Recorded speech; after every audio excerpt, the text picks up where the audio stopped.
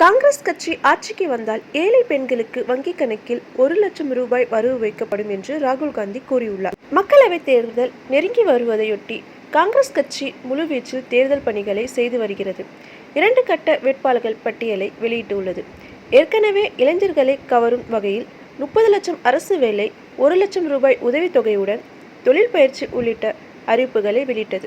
தற்போது பெண்கள் வாக்குகளை பெறும் வகையில் 5 முக்கிய வாக்குறுதிகளை வெளியிட்டார் அக்கட்சியின் முன்னாள் தலைவர் ராகுல் காந்தி. மகாராஷ்டிரா மாநிலம் துலா மாவட்டத்தில் நடந்த பாரத் ஜோடோ நியாய யாத்திரை நிகழ்வின் பொதுக்கூட்டத்தில் நேற்று மார்ச் 13 பேசிய ராகுல் காந்தி 5 வாக்குறுதிகளை அறிவித்தார்.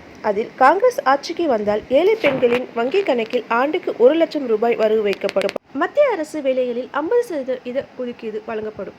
வேலைக்கு செல்லும் பெண்களின் வசதிக்காக ஒவ்வொரு மாவட்டத்திலும் சௌத்ரிபாய் புலோ பெயரில் தங்கும் விடுதி அமைக்கப்படும். ஒவ்வொரு பஞ்சாயத்திலும் பெண்களின் சட்ட பிரச்சனைகளுக்கு தீர்வு காண உதவும் வகையில் சிறப்பு பெண் அதிகாரி ஒருவர் நியமிக்கப்படுவார்.